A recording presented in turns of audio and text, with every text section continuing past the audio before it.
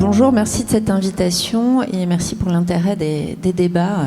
C'est vraiment extrêmement riche.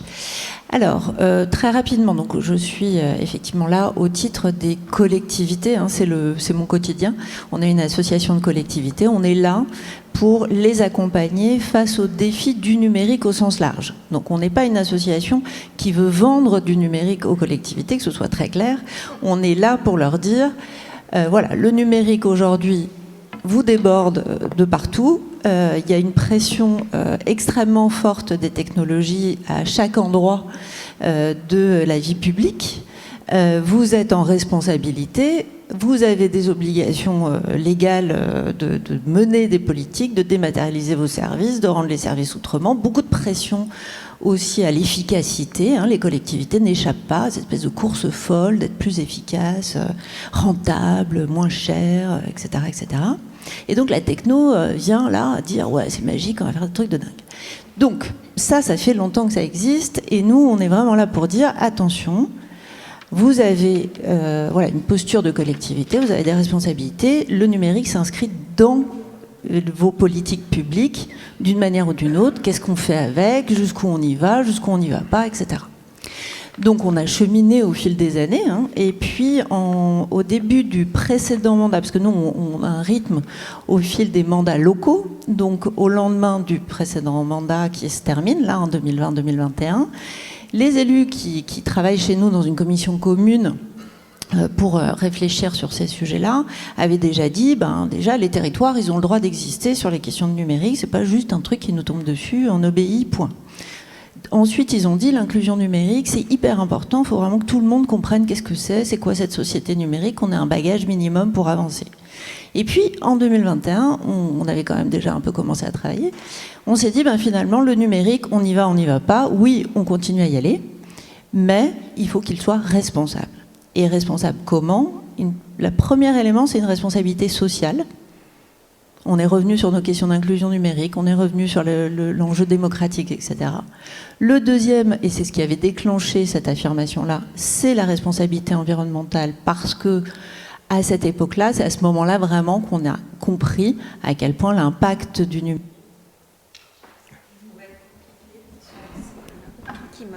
pouvait être compliqué pour voilà, avoir un impact très fort sur l'environnement dans un monde fini, et donc ça posait vraiment un problème. Troisième volet, le volet éthique. On avait déjà identifié des problèmes sur les données, on commence à identifier des problèmes sur les fake news, on commence à identifier, etc., etc., tout ce qu'on a vu aujourd'hui. Et donc voilà, donc nous, on décline ça, finalement, au fil du temps. Là-dessus arrive l'intelligence artificielle à peu près 2023 chez nous. Historiquement, on a un événement annuel. Cet événement-là, on fait une première table ronde sur l'impact de l'IA dans les métiers des collectivités. C'était le début avec le Labour IA, avec Ian Ferguson que vous connaissez, etc., qui commence à poser ces questions-là. Et là, on se dit, oh là là, il faut vraiment qu'on ouvre un chantier. Le chantier, on l'a pensé comment ? On s'est dit, tout de suite, on s'est dit, c'est quoi l'IA utile ? Deuxième question, c'est quoi son impact sur la vie publique ? C'est quoi son impact dans la société, auprès des gens ? Parce que les collectivités sont très proches des gens, très proches du terrain, donc elles travaillent d'abord pour elles, mais ensuite elles ont leurs problèmes internes, mais elles ont tout de suite le réflexe de c'est quoi l'impact sur mon territoire, sur les gens, au quotidien. Et troisième réflexe, effectivement, ça a été de se dire, ça va venir dans nos métiers, qu'est-ce que ça va avoir comme impact sur comment on rend un service public, c'est quoi le travail de l'agent, c'est quoi l'impact sur les métiers au sens large. Sachant qu'une collectivité, ça a plein de métiers, hein. Ça fait de la com, ça fait de la prospective, ça fait de la planification, ça fait beaucoup de choses. Donc impact énorme à plein d'endroits. Voilà comment on est parti là-dessus. Et là, l'étape, donc on a développé ces différents axes, et là je vais vous parler plus particulièrement sur la partie démocratique, du fait de ces prises de conscience-là, on s'est dit finalement, que veulent les gens, quelles sont les attentes, comment on pilote ce truc-là, on ne va pas le faire tout seul. Et donc il y a une initiative vraiment qui commençait à fleurir sur des concertations citoyennes sur l'IA, il y a plusieurs manières d'associer les citoyens à ces sujets-là. Donc concertation ponctuelle, genre grande consu, donc c'est ce qu'a fait Montpellier par exemple sur une convention citoyenne. On a des modèles comme la ville de Rennes, qui a un conseil citoyen permanent, qui est consultatif en permanence et qui permet d'arbitrer sur les grandes orientations et qui soit s'auto-saisit de sujets, soit est saisi par la collectivité sur des sujets. Et ça, c'était né au moment de la 5G. Il y avait eu des gros mouvements de population contre l'implantation d'antennes un peu partout, sans connaître vraiment les conséquences sur la santé, etc. Donc ça vient de ce moment-là. Et puis, avec l'IA, sont nés les cafés IA, parce qu'il faut former les gens, etc. Sachant que dans un certain nombre de cas, former les gens, on se pose la question de savoir si c'est pas les inciter à faire, mais bon, ça c'est évidemment toujours le problème. Donc les collectivités se sont dit, finalement, nous aussi on va monter des concertations IA chez nous, il commençait à en avoir quelques-uns. Et comme nous on travaille toujours beaucoup en intelligence collective, moi je crois beaucoup plus à ça qu'à l'intelligence artificielle personnellement, on s'est dit, chacun a le droit de faire ses concertations de son côté sur les publics qu'il souhaite. On va juste se donner des fondamentaux, des règles du jeu, qui vont être les mêmes. Une des règles du jeu, c'est de se dire, on est bien là pour écouter et pas pour inciter les gens à faire. On est bien là aussi pour prendre les retours et revenir vers les gens. On prend un engagement de les écouter et de leur faire un retour sur qu'est-ce qu'on va faire de ce qu'ils ont dit. Voilà, quelques traits. Il y a 4 grands principes, c'est pas un schéma de 10 pages. C'est très simple. Et puis, on met en commun les remontées. Et là, il y a 25-30 collectivités qui ont dit « Ok, moi j'y vais ». Donc certains auprès des agences, certains auprès des citoyens, certains auprès des entreprises, très peu auprès des entreprises, faut le dire. Et on est en train de compiler tout ça. Donc moi, le rendu va être fait 24 juin, donc je ne l'ai pas ici, mais je vous le transmettrai évidemment avec plaisir. Il y a quand même des éléments très clairs. C'est que tout ce qu'on se dit là, en fait, les gens sont très conscients de ça. Ce qui remonte en premier, c'est le risque démocratique, le risque vraiment de la surveillance généralisée, le risque de la fake news, le risque de la manipulation, de la discrimination. C'est assez conscient chez les gens. C'est assez imperceptible de comment ça va arriver, mais il y a une espèce de bon sens qui dit on sent bien que là, le risque il est énorme. Et en ce moment, dans les dernières semaines, les derniers mois, on voit en temps réel aux États-Unis ce que ça veut dire. Enfin, c'est vraiment, ça prend une dimension dingue. Enfin, c'est une vitrine. Ceux qui veulent y aller, vraiment, c'est qu'ils ont envie d'aller dans le nazisme. Enfin, je veux dire, c'est très, très, très clair. On n'est plus du tout en démocratie. On l'a devant les yeux. Et c'est alimenté par tout ça. Une IA peut vous faire dire n'importe quoi, générer une image, une vidéo, de n'importe quoi. Et c'est imperceptible aujourd'hui, on n'arrive plus à savoir. Donc il y a vraiment ce sentiment très fort. Il y a en retour une demande qui émerge aussi d'un cadre de confiance. De dire, ok, on veut bien réfléchir et tout ça, mais dans un cadre de confiance. On veut bien, il y a aussi une appétence. Parce que la contradiction, on en parlait tout à l'heure de cette contradiction, ChatGPT est sorti, tout le monde a fait « oi, oi, oi, qu'est-ce que c'est que ce truc ?» Tout le monde s'est précipité, en a fait. Des millions de personnes en une journée se sont jetées dessus et l'utilisent au quotidien. Donc c'est aussi une réalité de ce qui est fait. Mais on se dit, bon, ça m'intéresse, ça pourrait peut-être m'aider à aller plus vite dans mon boulot, de me débarrasser de mes tâches pénibles, de pouvoir trouver des solutions rapides à des trucs complexes que je ne sais pas gérer. Il y a des gens qui s'en servent en termes comme un psy, peut être très clair. Donc voilà, il y a aussi beaucoup d'appétence. Et donc ce qui remonte, c'est un cadre de confiance. On n'est pas contre la techno, mais on sent bien que c'est potentiellement vraiment risqué. Et on voudrait un cadre de confiance. Et on attend finalement, en tout cas en France, des pouvoirs publics d'être quelque part ce tiers de confiance. Et les collectivités qu'on représente nous et qui vont là-dedans, elles prennent très au sérieux cette demande-là. Et ils sont en train de réfléchir à voir comment on peut structurer concrètement un cadre de confiance. Qu'est-ce qu'on met en place à l'échelle d'une collectivité pour le faire ? On a peu de choses en réalité dans la main, parce que la réglementation, en gros, c'est la réglementation européenne, c'est tout ce qu'on a, le IA Act, Data Act, qui est bien, mais qui est très limité, puisqu'il est quand même là pour permettre aux industries de prospérer assez librement sur ces sujets. Donc on se protège vraiment du super dangereux, mais c'est tout. Et puis comment vérifier que les gens respectent ça, c'est aussi assez compliqué. Et puis ensuite, il y a toute la pratique quotidienne. Donc ce travail de dialogue avec les citoyens, hyper important dans la manière dont on va mener une politique publique. Et un non-dit actuellement qui était là au début, qui a disparu, qui revient peut-être, c'est est-ce qu'on a le droit de dire non à certains moments, de dire je n'en veux pas. Et ça, c'est pas très clair aujourd'hui. Enfin, tout au début de l'IA, on disait, il y en a certains qui ont dit stop. C'est quoi ce truc, j'en veux pas. Je veux regarder d'abord ce que c'est. Et nous, par exemple, chez nous, on a Montpellier, la ville de Montpellier, qui a commencé par dire stop, a voulu étudier et aujourd'hui forme l'ensemble de ses cadres, par exemple. Mais voilà, aujourd'hui, on voit bien dans certains retours aussi de témoignages qu'on pointe plein de choses, mais on arrête, c'est un peu tabou quand même, on a le sentiment. Hein, je le dis comme ça, mais voilà. Et donc il y a ça. Et l'autre point, je veux vraiment insister là-dessus, c'est le premier ou deuxième question qui revient, c'est l'environnement. Les gens sont très sensibles au fait que c'est un déferlement de consommation dans un monde fini qu'on aimerait sauver. Et nous, ce qu'on a constaté aussi, c'est que le numérique responsable, dans le sens responsabilité aussi environnementale, c'est quelque chose qui est très porteur. Quand on propose ça dans une collectivité, les agents, ils ont envie de le faire. Les citoyens ont envie de le faire. En gros, moi, je pense que 90% de la population a envie de vivre dans un monde voilà, avec de l'eau, de l'air, des arbres et des petits oiseaux. Donc, tout ce qu'on nous propose, ben, c'est assez contradictoire à ça aussi. Je n'ai pas du tout dit tout à fait ce que je voulais dire au départ en structuration, mais voilà. Donc, toujours pour dire qu'on est parti vraiment sur cette partie-là. Et de comment on peut outiller ces éléments-là. On essaye de publier un certain nombre de points. Donc on a publié, nous c'est des manifestes, ça fait 4 pages. Et donc on a fait un manifeste pour une IA responsable, en essayant de commencer à reprendre des éléments.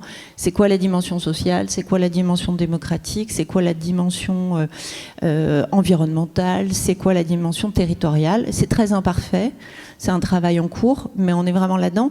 Et donc, pour répondre à les questions qui se posent pour nous demain, c'est vraiment quelle part on donne à cette possibilité hyper intéressante. Et on voit bien qu'à certains endroits, ça peut vraiment résoudre des problématiques complexes dont on a besoin. Et typiquement, nous, on travaille beaucoup avec Ecolab, je vois madame, parce qu'elle est au ministère de l'Environnement, pour dire on voudrait cibler plutôt des usages dits utiles. Nous, on l'a utilisé comme ça, dans la logique du numérique responsable, utile, utilisable, utilisé. Hein, c'est ces 3 U qui paraissent être un lien pas complètement inintéressant. Mais d'essayer de faire que ça, enfin, de se concentrer là-dessus. Mais c'est extrêmement dur parce qu'on a un milieu économique qui toque aux portes, aux fenêtres, etc. pour revendre des mêmes logiciels avec de l'IA dedans au double du prix du logiciel d'avant. Je suis assez caricatural, moi. Je vais un peu vite dans les concepts quand on n'a pas le temps. Mais c'est un peu ça. Et voilà, c'est la mode, quoi. Et c'est un modèle économique énorme. Il y a plein de gens qui veulent faire plein d'argent grâce à ça. Donc ils sont hyper motivés. Donc leur dire non, c'est pas facile. Parce qu'ils en mettent aussi en cachet dans les outils qu'on a déjà. Donc c'est pas évident. Donc qu'est-ce qu'on fait? À quel moment on a le choix? Jusqu'où on y va? Pour quel objectif? Et de toute façon, ça nous questionne sur comment on se positionne. On est, je pense, obligé, on en parlait sur l'éducation, mais je pense qu'on est tous obligés de se positionner différemment de ce qu'on était avant. Il y a une forme de confort qu'on avait, enfin une manière de fonctionner.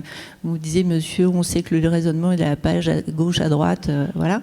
Il va falloir qu'on revoie les choses. Sur l'éducation, ça fait longtemps qu'on sait qu'il faut arrêter de donner des cours à des enfants assis toute la journée en cours magistral, hein, parce que voilà. Mais là, vraiment, il faut vraiment changer, quoi.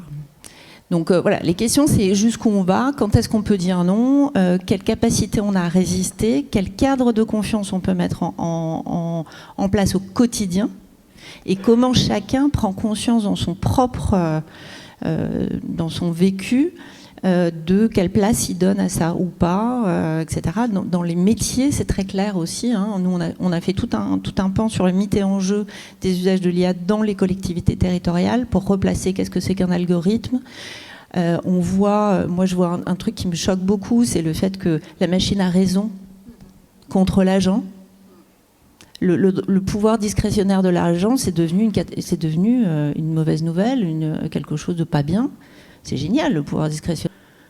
Donc il est responsable, il prend une décision en vue et conscience d'un contexte qui n'est pas calculable, là, pour le coup, et il prend une décision en toute conscience. Si on n'est pas content, on peut se tourner vers quelqu'un. Si c'est un algorithme qui a décidé que vous êtes exclu, et les discriminations ont été définies très clairement par la défenseure des droits liés aux algorithmes, eh ben, vous retournez contre qui ? Pour les collectivités locales, elles sont clairement responsables des erreurs et des hallucinations des outils qu'elles vont utiliser. Elles sont responsables. Et aujourd'hui, très clairement, le risque dans lequel on est, et je rejoins complètement ce qui a été dit tout à l'heure, les gens compétents savent repérer les difficultés, mais les gens compétents, l'IA, aujourd'hui, elle les fait progresser de 3 à 5%. C'est ce que dit Laboria, en gros. En productivité, on gagne 3 à 5%. Pas énorme. Par contre, quelqu'un qui ne sait rien, lui, il progresse de 50%, un truc de dingue. Sauf que, à force de tourner sur des trucs qui sont approximatifs, moyens, peut-être faux, il y a un risque de perte de connaissances et de baisse de niveau qui est quand même non négligeable, et personne ne sera en capacité de dire c'est faux ou c'est vrai. Et la collectivité est quand même responsable. Donc on est quand même là dans un espèce de moment déterminant où il va falloir être un peu costaud. Et nous, on pense que voilà, c'est logique de numérique responsable qu'on applique à tout le reste. C'est quoi l'impact ? Et on y va uniquement si l'impact positif est plus fort que les autres impacts négatifs. C'est un premier élément. Et puis voilà, c'était un certain nombre de règles. Il y en a d'autres. On reviendra. Merci beaucoup parce que ça fait... on peut l'applaudir, parfaitement écho, ça résonne avec toutes les interventions de ce matin, justement, sur cette question de courage. On appelait ça courage managérial, de dire non, pas succomber à la fascination ou se dire non, on n'y va pas. Et puis également cette question du contrat social qu'on a abordé, c'est-à-dire au service de quoi, de quelle finalité, de quelle prospective, c'est-à-dire de quel progrès de l'humanité, c'est-à-dire de quelle humanité, vers quelle humanité on veut aller, qui a été aussi l'objet de la discussion ce matin. Voilà, donc ça résonnait parfaitement et merci, ça a apporté beaucoup d'ancrage, je trouve aussi, à nos discussions très éthiques et prospectives de ce matin. Alors, avec nous également, Carlos. Donc, Carlos Cunas, vous êtes directeur délégué de Cap Digital, donc cette belle maison qui nous accueille aujourd'hui. Votre directeur général, délégué général adjoint, a introduit ce matin, a présenté les activités de Cap Digital. Mais peut-être plus particulièrement, vous écoutez sur cette dimension de l'enjeu de coopération et d'innovation. Pour faire très court, ce matin, on a bien vu qu'en fait, il y avait un angle à habiter quelque part, à développer cet écosystème d'innovation. C'est-à-dire qu'on a d'un côté les tech giants ou titans ou big tech ou GAFAM, etc., mais qui monopolisent une partie infime en fait, du jeu, mais contrôlent beaucoup le marché. Et de l'autre, peut-être une opportunité pour innover. Donc Francis a beaucoup proposé cette idée d'IA responsable, innovante, plus frugale, plus éthique. Alors, qu'en est-il de votre point de vue? Quelle est la vision que vous avez sur cet écosystème d'innovation aujourd'hui? Et c'est sur ses capacités aussi de nous faire advenir un autre futur, peut-être. Bien, merci beaucoup Karine pour l'invitation et merci à tous les intervenants ce matin et cet après-midi pour les riches interventions. Je vais essayer d'être au niveau. Alors peut-être je ne vais pas redire ce qu'a dit Francis ce matin puisqu'on a travaillé ensemble sur le rapport d'IA des Lumières, mais Cap Digital, c'est, comme vous l'avez dit, c'est un pôle de compétitivité, en d'autres termes une association, la 1901, qui existe depuis près de 20 ans, qui a été créé notamment par Francis Henri Verdier et moi-même il y a bientôt 20 ans, avec l'idée que l'innovation technologique et numérique pouvait apporter un mieux. Ce qui fait notre fierté, c'est que 20 ans après, on est toujours sur ces valeurs. Alors quand on parle d'éthique, moi je raisonne tout de suite adhérer à certaines valeurs, et quand on rejoint une association en 1901, j'espère que les entités qui sont là ou qui seraient amenées à adhérer à Cap Digital demain prendront le soin de vérifier quelles sont les valeurs qu'on défend. Parfois on oublie quand on adhère à des associations, mais pour vous dire, blague à part, que pour résumer, nous on veut être un collectif. Alors il y a effectivement chez nous des entreprises qui veulent vous vendre des choses, et parfois de très bonnes choses, et des entreprises qui veulent les acheter. Mais il y a aussi des grands centres de recherche en sciences dures et en sciences humaines et sociales, et on va y venir. Il y a aussi des collectivités territoriales. On essaie d'être finalement assez représentatif de toute la chaîne de valeur, de la technologie jusqu'à l'usage, et on fait tourner tout le monde autour des grands enjeux de société qui nous sont proposés, d'abord, je l'espère, en produisant de la connaissance collectivement. J'aime bien l'idée d'intelligence collective, je la reprends aussi chez nous. Il y a des Lumières en est un parfait exemple. C'est-à-dire je dis souvent, venir à Cap Digital, c'est être un peu plus sachant à la fin de la journée. On n'est pas forcément d'accord, mais ça arrive assez souvent d'ailleurs, qu'on ait des visions qui ne soient pas totalement alignées. Mais le plus important, c'est que chacun reparte avec plus de savoir pour prendre les meilleures décisions possibles. Je ne vais jamais prendre la décision à la place d'un des membres, mais je me réjouis de savoir que notre action collective lui permet de prendre, selon lui ou selon elle, les meilleures décisions possibles. Je disais, les valeurs de Cap Digital, c'est vraiment on est d'abord un moteur de compétitivité économique, puisque nous, on pousse l'innovation technologique et numérique, au travers notamment le soutien au montage de projets de R&D d'innovation, qui adressent notamment les guichets que vous connaissez bien comme France 2030. Donc la compétitivité économique, on l'assume, c'est un point important, mais on veut le concilier vraiment avec progrès social et respect environnemental. Et je vais essayer de détailler un petit peu tout ça, en faisant le lien avec évidemment le thème de la journée, et notamment, vous avez raison, sous j'allais dire les couples, éthique, innovation, éthique et coopération. Alors, qu'est-ce que ça veut dire concrètement? Ça veut dire que quand on parle d'IA, il y a plusieurs enjeux qu'il faut absolument qu'on ait en tête. La première, ça a été évoqué tout à l'heure, c'est une dépendance technologique et financière.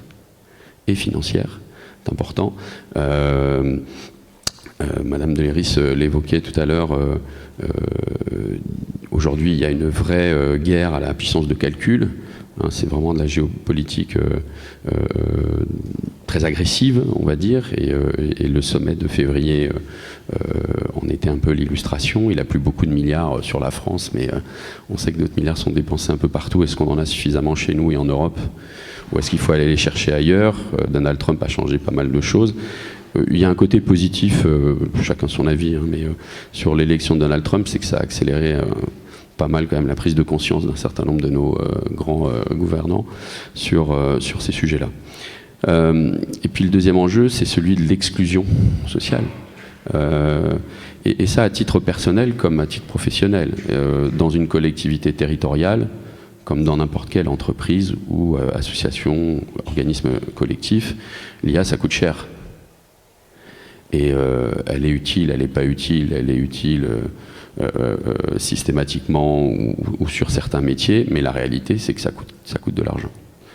Et donc si ça coûte de l'argent, ça veut dire que certains auront un peu plus de moyens que d'autres et peut-être courront plus vite, je ne sais pas, à créer un monde meilleur ou pas, et d'autres resteront sur la touche. Et donc nous, c'est un vrai souci pour nous. Et donc on dit souvent, on se bat pour une innovation qui soit pour et par tous.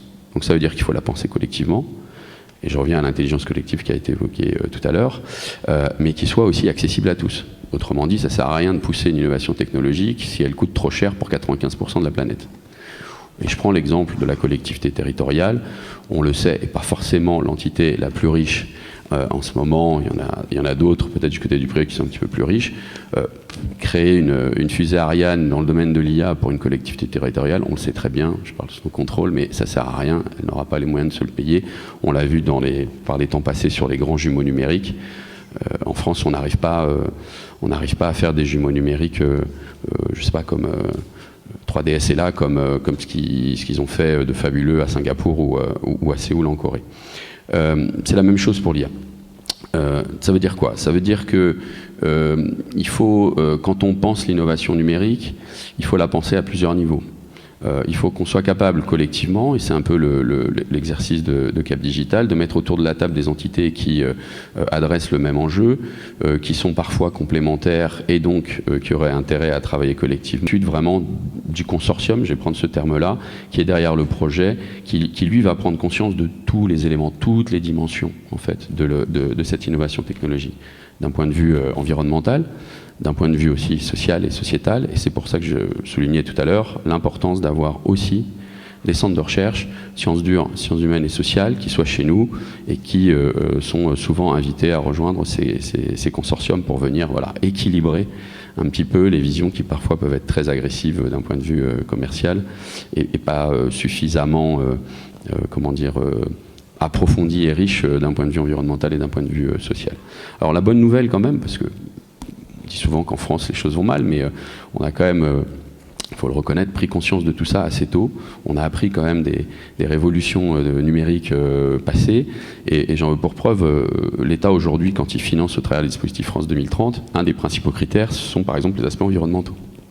Ce qui n'est pas sans poser de problème d'ailleurs à notre communauté, qui n'est pas toujours très bien formée et suffisamment connaissante pour répondre précisément à cette question-là dans le cadre des projets qui sont soumis donc à l'évaluation de l'État et au financement donc de l'État. Mais Cap Digital, là-dessus, propose à sa communauté de membres, dans le processus de développement donc des projets qui ensuite adressent les guichets de financement régionaux, nationaux et européens, de travailler cet aspect-là avec une expertise qu'on est en train de construire au fur et à mesure sur les questions environnementales. On va être aussi exemplaire, c'est-à-dire que si moi je représente quelque part une partie de la filière du numérique française, j'aimerais qu'elle soit aussi exemplaire. Exemplaire au sens numérique responsable et numérique de confiance. Et donc on a mis en place en début d'année, le premier programme qui accompagne les entreprises du numérique dans leur certification NR, donc numérique responsable, qui est pilotée par l'Institut du numérique responsable. Ça démarre très fort, je suis plutôt content parce que souvent je vais parler des PME en particulier, si elles ne sont pas sous la contrainte réglementaire, elles n'investissent pas trop ces sujets-là, et en réalité il y a une belle prise de conscience. Il faut le dire, une vraie prise de conscience de la filière du numérique et des PME en particulier, qui par ailleurs, pour certaines, comme vous le savez, souffrent comme n'importe quelle autre filière économique en ce moment, et qui n'attendent pas d'être sous la contrainte réglementaire pour investir ces champs-là. Et on devrait finir l'année avec une vingtaine d'entreprises qui auront obtenu leur certification. L'idée étant de massifier tout ça et à 3 ou 4 ans être capable de faire 50 et 100 entreprises par an qui vont être certifiées sur ces sujets-là. Un petit mot aussi sur l'innovation pour tous et par tous. Alors on n'est peut-être pas tous forcément d'accord, mais moi je suis très attaché aussi à l'open source. Il y a plusieurs modèles qui peuvent, j'allais dire, s'affronter. Mais l'open source dans le domaine de l'IA, ça peut être très intéressant. Pourquoi? Parce qu'encore une fois, il est question d'argent et la marge financière, elle peut être très élevée pour certains d'entre nous. Je pense que c'est intéressant de creuser là-dessus. Nous, on a beaucoup soutenu la démarche Lucie et l'OpenLLM européen. Et si ce n'est de l'open source, en tout cas de pousser des filières à raisonner des agents IA par filière. Des agents IA, collectifs, qui soient d'intérêt général. Il y a de la place encore aujourd'hui, même s'il y a les grands titans que vous évoquez tout à l'heure, sur un certain nombre de métiers, de niches, pour que en France, on puisse mettre autour de la table les talents qui ont été évoqués tout à l'heure, et notamment ceux de la recherche publique, pour travailler sur des agents IA d'intérêt général. Je ne l'ai pas beaucoup entendu, alors cet après-midi, ce matin, malheureusement je ne pouvais pas être avec vous, vous m'en excusez si vous l'avez déjà évoqué, mais il y a une dimension formation qui est très importante. Alors il y a la formation de la filière en tant que telle, numérique. Ça peut paraître surprenant, mais même si la grande majorité des personnes et des effectifs des entreprises du numérique au moins un bac +3, +5, +10, sont des gens qui sont ultra compétents, mais ils ont besoin aussi d'être formés, parce que les cycles d'innovation sont tellement courts et tellement rapides, on va dire, qu'ils se sentent un petit peu dépassés. Donc nous, on pousse beaucoup, c'est une des quatre priorités de notre mandature là, en cours, à la massification de la formation donc des personnels des entreprises du numérique sur ces sujets-là. Et ça rejoint aussi la question de l'éthique, parce que qui dit formation dit compétences pour maîtriser les systèmes complexes qu'on nous propose. Je me mets à la place de l'utilisateur, que ce soit le ou la DSI d'une entreprise ou d'une collectivité territoriale ou une direction métier, c'est très complexe. Donc voilà, on le sait très bien, moins tu en sais, mieux je te vends des choses qui ne servent à rien, ça coûtera très cher, et plus je t'en vends, plus je me porte mieux. Donc il y a là un sujet qui est important, qui est celui vraiment des compétences liées à la maîtrise des systèmes complexes qui nous sont proposés par l'IA, et puis des compétences pour maîtriser aussi la dépendance à des tiers. Je ne sais pas si ça a été évoqué ce matin, mais voilà, sans rentrer dans les détails, le monde bouge vite, y compris pour les éditeurs de solutions logicielles, les gros opérateurs de cloud, les opérateurs de LLM, etc. On s'en est rendu compte rapidement. Peut-être qu'aujourd'hui, certains sont à la mode et dans 3 mois, il y en a un autre qui sort et il faut tout jeter à la poubelle. Vous imaginez que pour n'importe quelle organisation collective, l'investissement est extrêmement important, y compris financièrement. Et donc, il est important de former les décideurs à veiller à bien maîtriser les dépendances à des tiers.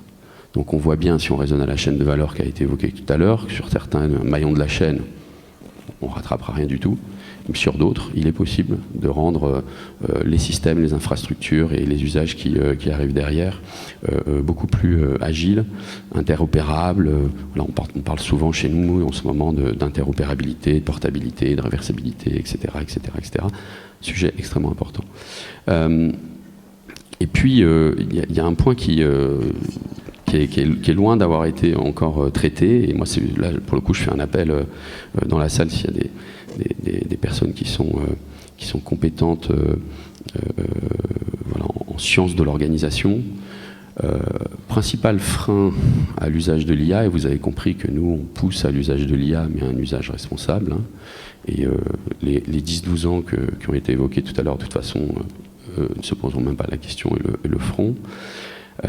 Mais il y a un gros sujet, de mon point de vue, sur l'impact organisationnel de tout ça et l'usage de l'IA en particulier. Et je ne suis pas certain que sur les 30 ou 40 dernières années, si on recule, on a eu une révolution technologique aussi impactante de ce point de vue. En réalité, on ne sait pas trop où on va, quoi, pour être tout à fait clair. Moi, des grands comptes privés, membres de Cap Digital qui me disent faire de l'IA, si je pose la question, ils lèvent tous la main. Quand je leur dis plus précisément ce qu'ils ont fait, ils sont arrêtés souvent à des démonstrateurs. Pourquoi ? Parce que l'étape suivante, c'est remettre en cause tous les processus, toute l'organisation. Et ça fait peur.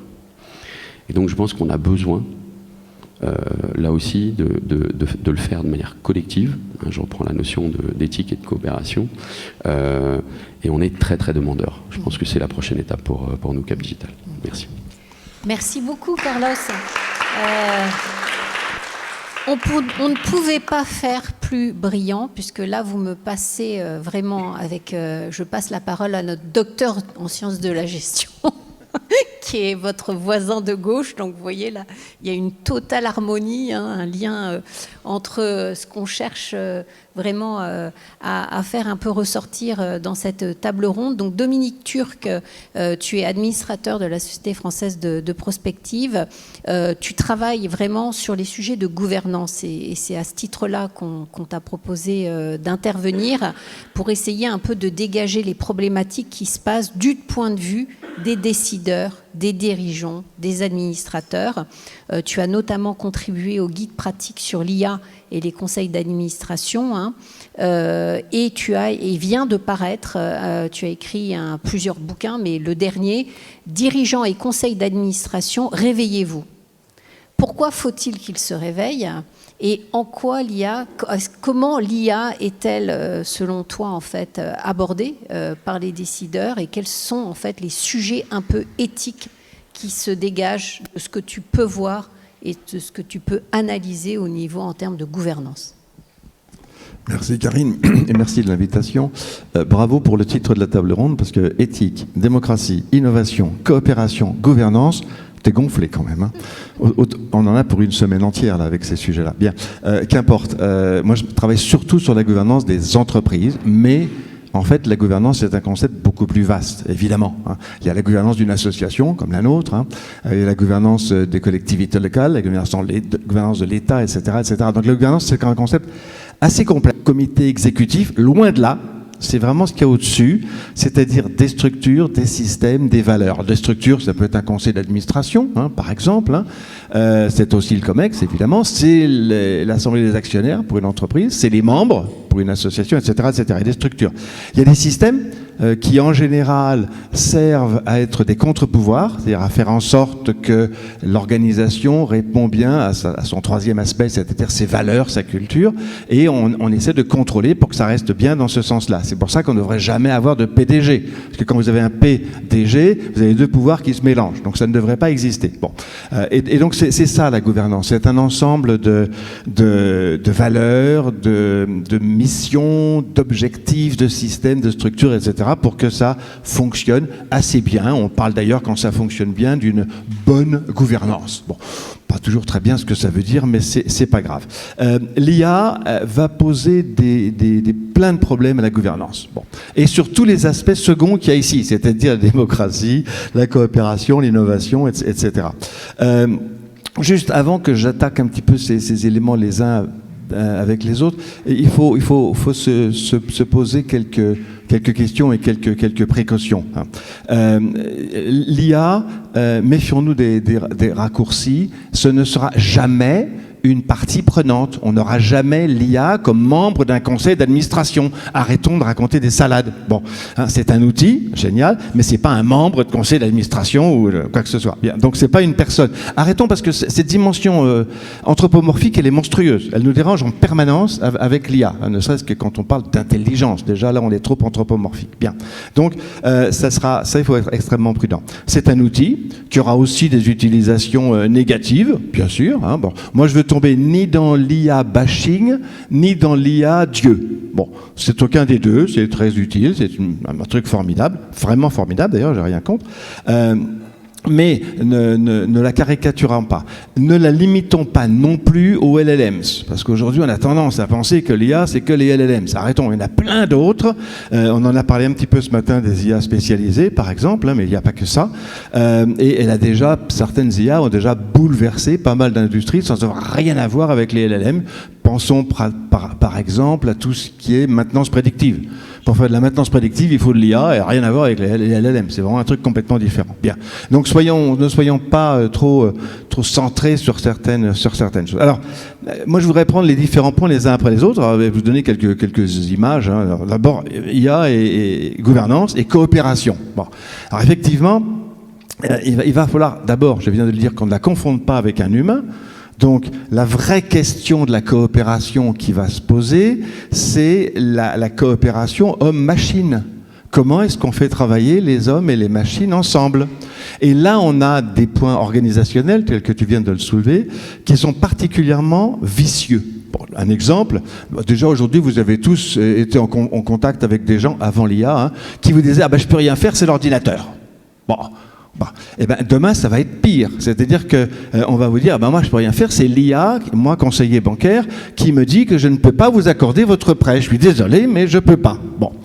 Et puis là, effectivement, peut-être que moi, je vais dire, moi, quand même, j'ai un libre arbitre, je suis une personne, je vais lui accorder son prêt, hein, bien que l'IA me dise non. Bon.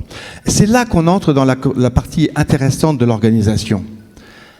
Est-ce que mon supérieur, s'il ne paie pas, s'il ne rembourse pas son prêt, que va dire mon supérieur ? Est-ce qu'il va me dire, c'est sympa, tu as été bien, mais la prochaine fois, tu déconnes pas, tu respectes l'IA ? Ou bien est-ce qu'il va me dire, d'accord, on fait tous des erreurs. Il n'a pas payé cette fois-ci, c'est pas une raison, continue à exercer ton libre arbitre. Vous avez compris où vont en venir la plupart des managers. Bon. Donc on a un vrai problème organisationnel ici. Quelle est la responsabilité de facto qu'on va donner à l'intelligence artificielle ? Non pas conceptuellement, hein, mais de facto, dans la vie de tous les jours, dans les responsabilités qu'on va prendre. Bien. Et donc là, on a des vraies questions de coopération qui vont se poser. Alors, j'ai une petite question technique à vous poser, vous y réfléchirez. Demain, on aura des équipes créatrices dans lesquelles il y aura 4 personnes humaines et 2 IA. Comment est-ce qu'on choisit les 2 IA, par exemple? Et comment est-ce qu'on choisit les 4 personnes? Parce que déjà aujourd'hui, quand vous voulez une équipe créative, vous ne prenez pas 4 ou 6 clones, vous prenez des gens différents. Comment on va faire demain, concrètement? Et quelle sera la place de là où les IA dans cette coopération créative? Bien, je m'arrête là sur ce dernier point. Ensuite, deuxième point sur l'innovation. La gouvernance, l'IA et l'innovation, c'est sacrément lié, puisque, bon, on l'a bien vu, et tout le monde en a parlé depuis ce matin, l'IA n'est pas très créative en soi. Heureusement d'ailleurs, puisque finalement, comme l'IA, notamment les LLM, ne gère que des données passées, on peut difficilement imaginer qu'elle aille nous imaginer le futur. Mais ça permet de faire un certain nombre de choses plutôt sympas. Par exemple, aujourd'hui, dans les cosmétiques, l'IA nous permet de proposer des choses nouvelles aux clients. Bon, en banditisme, on voit plein de gens qui ont plein d'idées pour utiliser l'IA pour vous escroquer. C'est pas mal, ça marche, hein. Et donc on aura des choses assez négatives qui vont arriver. Bon, ça arrive avec toutes les technologies. Là, bon, il y en a pas mal en ce moment. Je trouve que l'IA est très très utile pour faire de la créativité terroriste, hein. Bien, mais quand même se pose une vraie question organisationnelle. Comment je vais demain dans mon entreprise ou dans mon organisation, d'ailleurs ça peut être une assoce, organiser vraiment cette relation de créativité entre l'IA et les individus. On peut être aidé par l'IA, c'est pas elle qui fera la créativité, mais comment? Bon, on n'a pas encore trouvé toutes les réponses aujourd'hui, il y a pas mal de gens qui se battent là-dessus. Bien. Troisième point, IA et démocratie et gouvernance. Là, quand même, on en a pas mal parlé déjà tout à l'heure. Et j'ai rappelé que la gouvernance, ça devait avoir des principes, des structures, des systèmes de contrôle, des valeurs.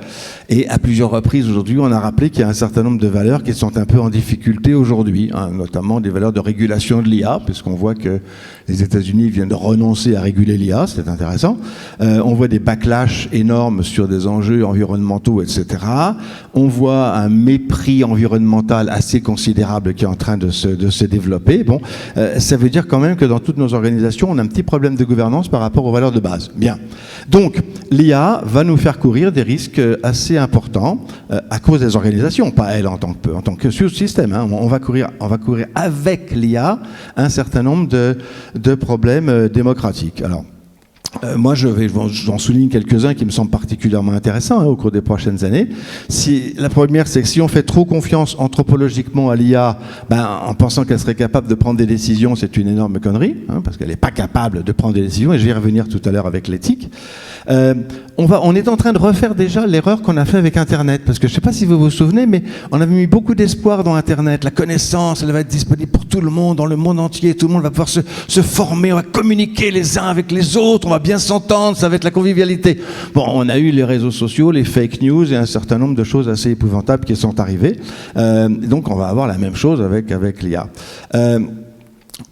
Mais ce qui est intéressant aussi par rapport à la démocratie, c'est aussi les notions de démocratie interne dans l'organisation. C'est-à-dire que en quoi l'IA va-t-elle nous forcer à reconsidérer les rôles de certaines structures ou certains des systèmes qu'on peut avoir dans l'organisation. Le rôle de l'Assemblée générale, par exemple, dans une entreprise, le rôle du board, le rôle du COMEX.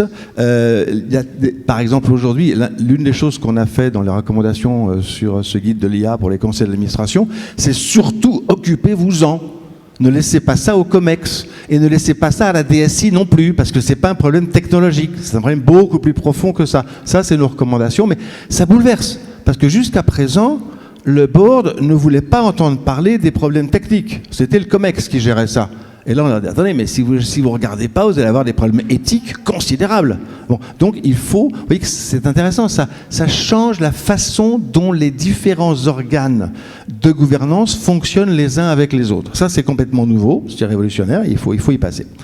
Dernier point, gouvernance, IA et éthique. Alors là, celui-là, ça c'est le plus compliqué de tout ça. Alors,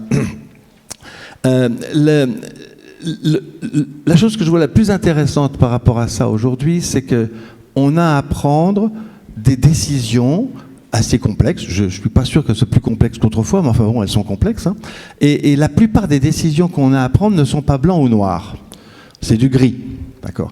Et en fait, quand on voit avec l'IA n'est pas très bonne dans le gris. Elle est bonne dans le blanc ou dans le noir, où on va faire une synthèse d'un certain nombre de choses. Mais dans le gris, entre le gris clair et le gris sombre, le gris moyen, elle n'est pas très bonne. Bon. Or, la quasi-totalité des décisions qu'on a à prendre ont des dimensions éthiques grises. Bon. Alors, je vous en ai juste quelques-unes pour illustrer, pour que vous compreniez un peu ce que je veux dire. Est-ce que... c'est une liste un peu à la Prévert, hein, désolé, mais c'est une façon de présenter les choses. Protéger les utilisateurs ou laisser libre cours au développement scientifique. On l'a pour l'IA, on l'a pour la biologie, par exemple. Bon, c'est une vraie décision grise, hein. Pas facile de trouver la réponse. C'est une vraie question éthique, une vraie question de gouvernance. De poser la question à l'IA, elle ne pourra pas vous donner une réponse. Je pourrai un petit peu de méchoui pour la réponse, mais il n'y aura rien qui vous permettra d'avoir votre décision. Pourquoi ? Parce que c'est à nous, en notre âme et conscience, comme on dit, d'arriver à ces décisions. Deuxième exemple, est-ce qu'il faut privilégier la fin du monde ou la fin du mois ? Bah, pareil, c'est une décision grise. On ne peut pas dire ni l'un ni l'autre, c'est évident. Bon. Or, c'est des décisions de gouvernance très profondes. Hein. Est-ce qu'il faut servir un consommateur avec un chatbot ou avec un humain ? C'est beaucoup plus compliqué déjà là, parce que vous savez tous exactement ce que je vais dire. Hein. Bon. Est-ce que je dois privilégier le retour aux actionnaires ou est-ce que je me préoccupe des générations futures ? Aucun chatbot vous donnera une réponse là-dessus, hein, aucun. Et évidemment, la réponse, elle est au milieu. Hein. Bon, on ne peut pas sacrifier complètement l'un ou sacrifier complètement l'autre. Est-ce qu'il faut protéger notre style de vie ou se préoccuper de celui des générations futures, voire de la survie de notre espèce, de la planète, telle que nous la connaissons ? Vraie question. Bon, on n'a pas forcément la même réponse tous autour de cette table. Hein. Bon. Et est-ce qu'il faut privilégier l'espèce humaine ou acceptons que nous vivions dans une interdépendance avec le vivant sous toutes ses formes ? Ce que tu mettais dans ton introduction ce matin. Pareil, tout ça, ce sont des questions grises. Hein. Alors évidemment, ça veut dire qu'on doit tous réfléchir ensemble à chacune de ces questions, à chaque fois qu'elles se posent pour nous. Bien. Je voudrais juste conclure en disant que tout ça, ça soulève une autre question qu'on n'a pas tellement abordée, ou un petit peu aujourd'hui, qui est celle du régulateur. Parce que là-dedans, il va falloir un régulateur pour éviter certains extrêmes, pour de temps en temps peut-être faire sauter la régulation, comme ça s'est vu récemment, ça c'est un peu dommage, mais bon, l'idée c'est qu'il faut un régulateur. Et je pense que là, le régulateur, il a des impacts considérables sur les règles de gouvernance. Et c'est vraiment là qu'il faut travailler aujourd'hui, à la fois au niveau européen, au niveau mondial, au niveau français, parce que c'est lui qui peut dire ce qui est acceptable ou non pour les générations futures, par exemple. Hein. N'oubliez pas que les générations futures et la planète sont quand même plus ou moins inscrits dans notre Constitution, donc il faut quand même s'en occuper un petit peu. Hein. C'est lui qui peut dire ce qui est acceptable ou pas en termes de recherche, et de diffusion de la recherche. On mentionnait quelque part cet après-midi, je crois, sur le fait que ChatGPT a été lancé sans qu'on fasse aucune réflexion sur est-ce qu'on peut le lancer ou pas. Bon, ben là, il y a peut-être un travail à faire hein, sur ces choses-là. Donc, en fait, ma conclusion, c'est de nous ramener à des questions de démocratie nationale. Hein. Sommes-nous prêts à défendre violemment, s'il le faut, nos positions pour qu'on puisse contrôler notre avenir ? Merci. Bravo, bravo. Merci à tous les trois pour ces interventions exceptionnelles. Alors, débat, et puis après on aura question.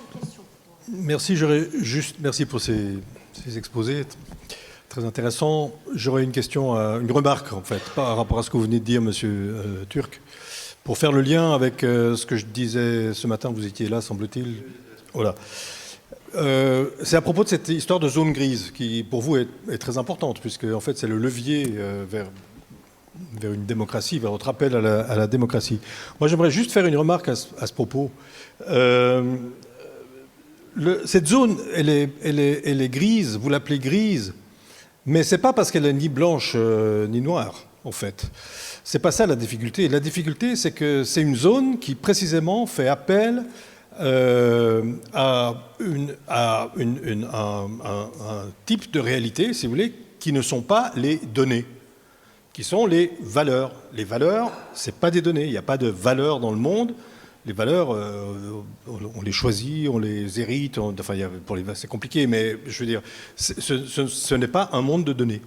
Et vous voyez, donc je dis ça, c'est juste une remarque, c'est pas une interpellation en fait, mais c'est pour dire que en fait, ce que vous dites là illustre exactement ce que j'ai pas dit ce matin en fait, par rapport à l'esprit. Vous voyez que l'esprit humain se caractérise justement non pas par sa relation aux données, parce que ça la machine le fait mieux, mais par rapport à ce qui n'est pas donné.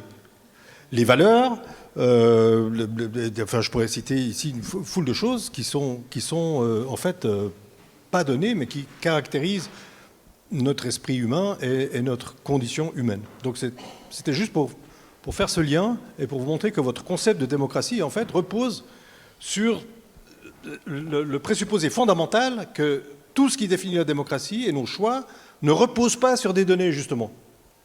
Donc on ne peut pas s'en remettre aux machines pour le faire. Oui, là, je suis tout à fait d'accord. Donc, merci d'avoir cet ajout. Il y a juste un point que je ne règle pas, mais sur lequel je m'interroge. C'est comment prendre des décisions quand on n'a pas encore suffisamment de données. Parce que quand même, pour prendre des décisions, il faut des données, quelque part. Par exemple, je pense que si j'avais été un législateur prospectiviste de grande qualité en 1900, j'aurais interdit l'automobile. L'automobile a fait plus de morts au XXe siècle que toutes les guerres réunies. Donc c'est un instrument monstrueux qui en plus a bêti l'homme, a changé la société, l'a fait se déplacer beaucoup trop. Donc j'aurais interdit l'automobile si j'avais eu cette donnée. Je l'avais pas. Bon, excusez-moi, c'est un peu une boutade, mais la question ici est justement que dans ces zones grises, il y a tout un tas de choses qu'on a du mal à regarder, à juger. Et personnellement, je ne suis pas capable de dire aujourd'hui quelles vont être toutes les implications de l'IA. Impossible. Oui, mais si je peux continuer 30 secondes. Donc, évidemment qu'il faut des données. Donc, je ne dis pas qu'il ne faut pas des données, mais ce que je dis, c'est que si on en appelle à des données, c'est déjà un choix. Cet appel à des données est déjà sous-tendu par un choix. Je pourrais vous donner un exemple peut-être frappant, je vais le faire très court, par rapport à une thématique qui n'a rien à voir avec notre histoire, c'est par rapport à l'avortement. Les philosophes utilitaristes ont un argument pour permettre l'avortement jusqu'à la 14e semaine. D'accord ? C'est que c'est à la 14e semaine que se développe le système nerveux chez l'embryon. Et donc, ça a une conséquence, puisqu'il a un système nerveux, il est capable de souffrir. Or, le critère des utilitaristes, c'est éviter toute souffrance, à tout être vivant, tout être sentant. D'accord ? Bon, mais vous voyez bien que là, ça illustre exactement ce que je veux dire. C'est-à-dire que là, ce qui devient pertinent, la donnée pertinente pour les utilitaristes, c'est le développement du système nerveux. Mais ça, voilà, c'est une donnée, mais c'est une donnée éminemment choisie en fonction du but qu'on veut prévaloir. Et donc, il en va toujours de même. Donc, même le choix des données repose sur quelque chose qui n'est pas donné, c'est-à-dire sur des valeurs. Bonjour, Marion Beda, je travaille à l'agglomération Pays Basque sur les sujets d'innovation et de veille. Et je voudrais revenir sur un sujet qui n'est pas spécifique à cette table ronde, désolée, mais qui est revenu plusieurs fois, où j'ai entendu plusieurs fois dans la journée que la créativité ne pouvait pas être produite par l'intelligence artificielle. Enfin, en tout cas, c'était pas d'une grande évidence, puisqu'elle se contentait de digérer des connaissances antérieures et de les restituer sous une autre forme. Et c'est quand même quelque chose qui m'interpelle, parce que je suis ni neuroscientifique, ni technicienne de l'IA. Et pour autant, il me semble comprendre que la façon dont on fonctionne pour générer une nouvelle idée, une idée créative, c'est bien à partir de nos souvenirs, de nos expériences, d'un certain nombre de connaissances que notre cerveau serait capable d'assembler de façon nouvelle pour produire une idée qu'on n'avait pas eue jusque-là. On déforme quelque chose d'existant, mais on ne crée pas à partir de rien. Et donc je suis un peu interpellée depuis tout à l'heure à cette idée, en ne comprenant pas pourquoi on a l'air de se mettre d'accord sur le fait que l'intelligence artificielle et ces mécanismes-là ne seront pas capables un jour de faire ce que notre cerveau est a priori capable de faire. Et du coup, j'en profite pour recycler une question qui est restée, parce que du coup, quelqu'un a posé la question de la place de l'art, et je crois qu'on n'a pas répondu à cette question-là. Et donc moi, je m'interroge sur ce sujet-là, où peut-être c'est un des axes sur lequel on peut être amené à réfléchir, et là, pour le coup, à l'expérience sensible, que peut-être, effectivement, l'intelligence artificielle ne saura, enfin, j'espère, jamais capter et restituer. Voilà, donc désolée, je ne suis pas sûre qu'elle soit spécifiquement pour vous, mais comme le sujet est revenu et que ça m'a interpellée, voilà, je voulais la remettre. Moi, je veux bien y répondre parce qu'on a commencé d'amorcer ça ce matin. On va peut-être prendre toutes les questions. On y répondra parce après. que après, on va avoir excuse-moi, mais Francis, après, on va avoir une mise en perspective de toutes ces questions sur l'art créativité. Peut-être, on va reprendre. Moi, je voudrais juste prendre toutes les questions pour la table ronde, et après, bien sûr, tu répondras. Moi, ça rejoint un peu ce propos. En fait, c'est par rapport aux constituants de l'homme, parce que l'homme, en fait, on fonctionne avec les émotions. Or, l'IA, finalement, n'a pas cette capacité. Donc, l'homme a une part naturelle. Et voilà, qu'est-ce qu'on fait de ces émotions demain avec l'IA, en fait, quoi. Merci. D'autres... Ah oui.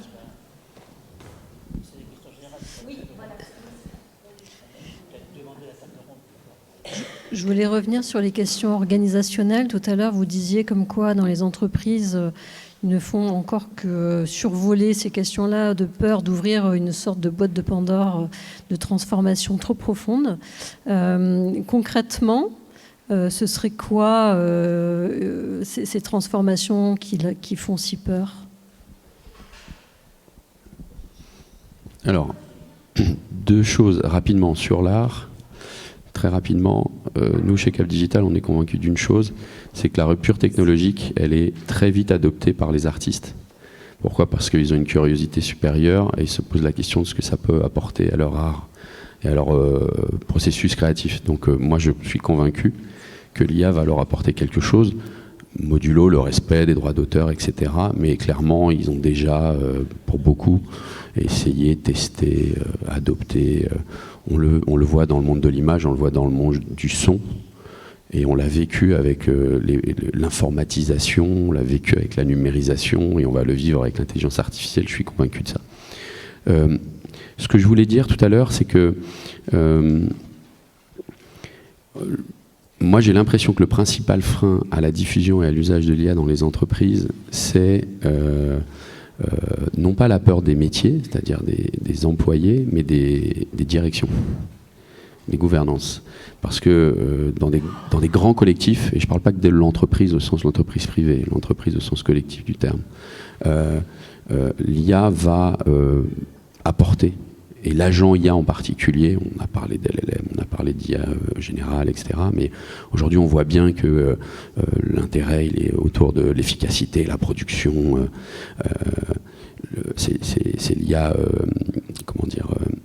c'est l'agent IA, pardon, je vais y arriver, qui pose beaucoup de questions aujourd'hui dans nos organisations.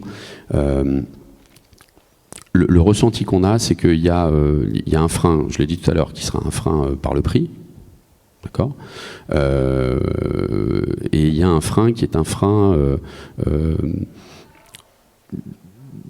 d'organisation, c'est-à-dire social, en fait, dans l'entreprise. Comment je repense mon entreprise. C'est évidemment l'histoire des managers. Est-ce qu'ils ont encore de la valeur ou pas? Qui prend la décision? Moi, je suis complètement convaincu par ce qui a été dit. C'est-à-dire que c'est pas l'IA qui prendra la décision. D'une part, parce que pour que l'IA prenne une décision, il faut que l'être humain ait 200% confiance, et non pas 100%, mais 200% confiance dans ce qu'elle va produire. Je prends l'exemple de l'industrie de fabrication et de transformation. Hein. Les industriels, les durs, aujourd'hui, l'IA, ils essaient de le mettre en place avec les jumeaux numériques d'entreprise, etc. Mais ils sont quand même très méfiants quant à la prise de décision par la machine. D'accord. Mais au-delà de ça, je pense que on est au début d'une remise en cause profonde quand même des process. On a eu pendant longtemps des documentalistes dans des entreprises qui écrivaient les procédures et qui disaient voilà, processus apprenant, voilà ce qu'on a fait jusque-là, voilà ce qu'on fait maintenant, voilà ce que l'autre fera demain, etc. etc. Parfois, c'est des dizaines et des centaines d'années de travail et de savoir, cumulés dans ces documentalistes. Il n'y en a plus, malheureusement, la plupart du temps, mais en tout cas, les procédures, elles existent. Quand vous arrivez avec de l'IA et que vous dites qu'elle va enrichir le collaborateur, la collaboratrice de l'entreprise, qu'on va pouvoir prendre des décisions plus rapidement, etc., qu'est-ce que ça dit, en fait? Ça dit que peut-être que les procédures qu'on a mises en place et qui sont bien installées, il va falloir les remettre en cause. Et alors, comme on est tous humains, y compris les directions générales, là, on se pose quand même des questions. Et donc, qu'est-ce que ça veut dire concrètement? Ça veut dire, nous, en tout cas, j'espère qu'on prêche une bonne idée, c'est qu'on est intelligent collectivement. Ça veut dire que les sciences, il faut qu'elles soient toutes présentes autour de la table, les industriels, au sens les éditeurs numériques, on va dire, et technologiques, doivent être autour de la table, évidemment, mais aussi les utilisateurs doivent être autour de la table. Et c'est quelque part, si je fais l'analogie avec ce qui se passe à l'échelle d'un territoire et d'une collectivité territoriale, c'est l'affaire du maire ou de la mairesse, c'est l'affaire de la direction générale, c'est l'affaire des fonctionnaires, c'est l'affaire aussi des citoyens et des usagers du territoire. Tout ça se décide collectivement, en tout cas c'est ce que nous on recommande. Maintenant il faut le mettre en place, il faut apprendre, il faut partager les bonnes expériences comme les mauvaises. C'est pour ça que nous on essaie de produire des livrets ou des rapports, de monter un maximum de conférences aussi, comme celle-là aujourd'hui, pour partager les expériences des uns et des autres.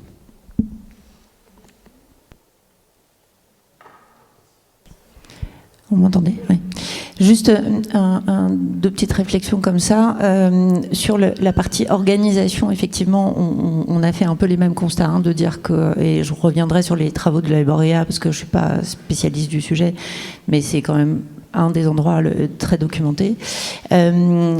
Effectivement, le premier point qui est pointé, c'est que ça va transformer le rôle des managers et ça va remettre en question l'ordre hiérarchique, puisque des personnes qui sont peu compétentes peuvent arriver à un niveau de compétence assez proche, en tout cas dans un premier moment, des gens compétents.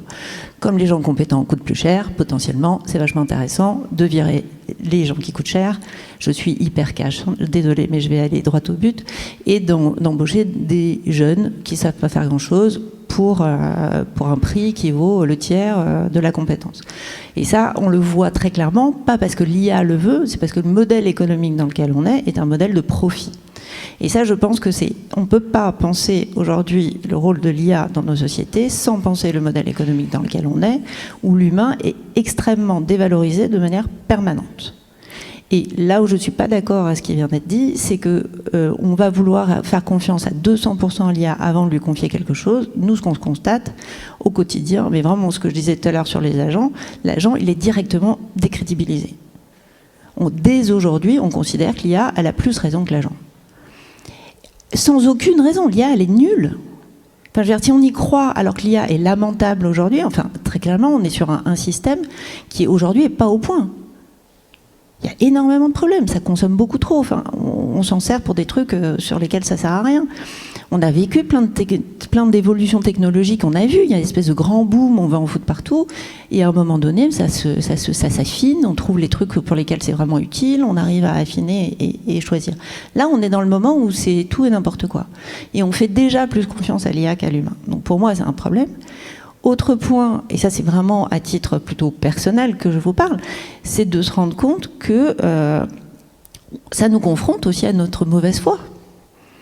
On dit dans les organisations, ah non, l'humain d'abord, on va préserver les emplois, etc. Mais dès qu'on a moyen de couper les dépenses, on va couper où? Dans les ressources humaines. Aujourd'hui, dans les collectivités, notre combat, c'est de trouver de l'argent pour financer du temps homme, de la compétence humaine. On n'a plus jamais d'argent pour ça. L'argent, il part dans les solutions technologiques. Donc l'argent, il se déplace de financer du temps homme à financer des industries technologiques qui font à la place d'eux. C'est un vrai problème. Et moi, je pense à ça parce que j'avais pas du tout pensé à ça avant, mais sur l'allusion que vous donniez sur Internet. Internet, c'est un espace de partage et de dialogue créé par la recherche pour avancer. Du moment où c'est devenu un espace commercial, c'est devenu ce qu'on connaît aujourd'hui. Et il y a encore des sociétés des groupements qui se battent pour la liberté d'Internet. Hein, le fondateur d'Internet a créé cet espace de dialogue et qui bataille comme il peut. Donc on est quand même vraiment aussi dans ce moment-là. Pardon, c'est un peu à côté, mais je voulais réagir à ce point-là.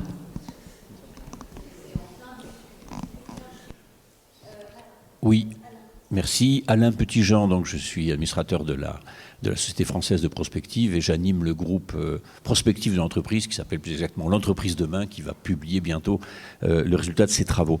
Je voudrais éclairer deux des mots qui sont dans le titre, hein, le mot de démocratie et le mot de gouvernance. D'abord pour confirmer que oui, on peut parfois mettre l'IA au service de solutions qui potentiellement font avancer la démocratie.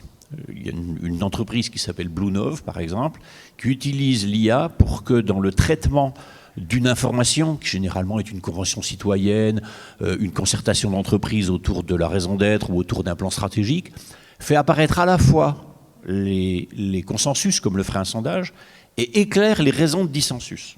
Je peux vous assurer, je l'ai vu fonctionner sur plusieurs entreprises et sur une convention citoyenne, c'est absolument remarquable.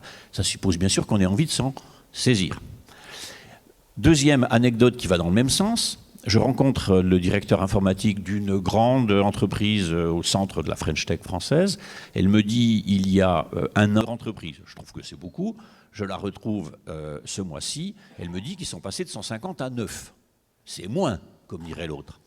Bien évidemment, vous avez deviné quel a été le principe de gouvernance pour passer de 150 à 9. Il y en a 9 qui ont passé la barre de la rentabilité. Les autres ne sont pas rentables. Vous vous rendez compte à quel point c'est extrêmement cher. Il faut absolument le savoir. Hein. C'est systémique et c'est cher. Donc, si on ne fait rien, ce n'est pas l'éthique qui va exercer le rôle de gouvernance et de choix, c'est l'argent. Cette même personne me disait, pendant 2 ans, on va laisser des expérimentations qui vont plutôt dans le sens de l'amélioration des projets, puisque grâce à l'IA, on peut traiter beaucoup plus d'informations, on peut peut-être pousser plus loin les projets. Et il y a à peu près l'autre moitié de ces 9 cas d'usage, c'est la rentabilité. C'est-à-dire, est-ce qu'on peut automatiser, en acceptant un certain déport éventuel de qualité, est-ce qu'on peut automatiser les parties à moindre valeur ajoutée des projets? Là aussi, si on ne fait rien, c'est l'argent qui va avoir le dernier mot. Et il y a du coup aussi un problème de démocratie d'entreprise, et pas seulement de démocratie au sens politique et national et international du terme, pour dire qu'est-ce qui est acceptable. Je voudrais vraiment, et je termine là-dessus pour ne pas être très long, fondamentalement, dans un certain nombre de postes, de tâches, de métiers, on va vous dire, l'ordinateur ne sort pas forcément juste. Vous êtes là pour corriger, contrôler, valider. C'est des boulots extrêmement frustrants. C'est des boulots de frustration intégrale. Et c'est des boulots qui en plus, ont une consommation de cerveau. Hein, c'est beaucoup plus critique de corriger quelque chose que de l'écrire. Et moi, je pense qu'effectivement, il faudra remettre, notamment pour l'entreprise, et là je me tourne bien sûr vers Dominique, il faudra remettre une couche de démocratie, et pas seulement au niveau du conseil d'administration, mais une couche de démocratie un peu en dessous, hein, pour influer sur ces choix. Par exemple, binairement, une IA qui améliore le projet ou une IA qui le détériore un peu, mais en le finissant plus vite. Ça touche au sens du métier. Hein. Nous, on a eu aussi des retours comme ça, selon lesquels l'IA, quand elle a la main de l'agent, est vécue comme un progrès. Quand elle est imposée à l'agent, est vécue comme une souffrance. Et on voit dans les entreprises comme Amazon, par exemple, l'IA est au service de l'optimisation du temps humain. Et en fait, l'humain vit un cauchemar, quoi. Hein. C'est vraiment de l'asservissement de l'humain par l'IA. Il y a aussi, aujourd'hui, c'est ça qui s'est développé le plus vite. Et il y a quand même vraiment des enjeux forts, là. Oui, voilà, mon dernier... Voilà, donc moi je suis Martine Guérin, je suis administratrice de la Société française de prospective et je suis également une intervenante socio-organisationnelle depuis très longtemps. J'ai un cabinet et j'ai accompagné beaucoup de transformations dans les organisations, notamment dans les organisations publiques, que je connais par cœur, parce que je suis moi-même une ancienne fonctionnaire. Et donc je voudrais revenir sur ce que vous avez dit concernant tous les bouleversements qu'on va être obligé de gérer, parce que de toute façon, on n'a pas le choix. Et pour, évidemment, parce que je suis tout à fait d'accord avec tout ce que vous annoncez. Donc, il y a un gros problème, il y a 2 problèmes, en fait, qui sont mêlés. Le problème ergonomique, stricto sensu, c'est-à-dire le travail de la relation homme-machine et toute l'analyse de la situation de travail qui est en cause avec ça. Et ensuite, toute la réorganisation socio-organisationnelle de la structure, que ce soit une structure privée ou une structure publique, puisque dans les deux cas, on a des processus qui sont souvent écrits, réécrits, etc., à travers quelquefois des normes.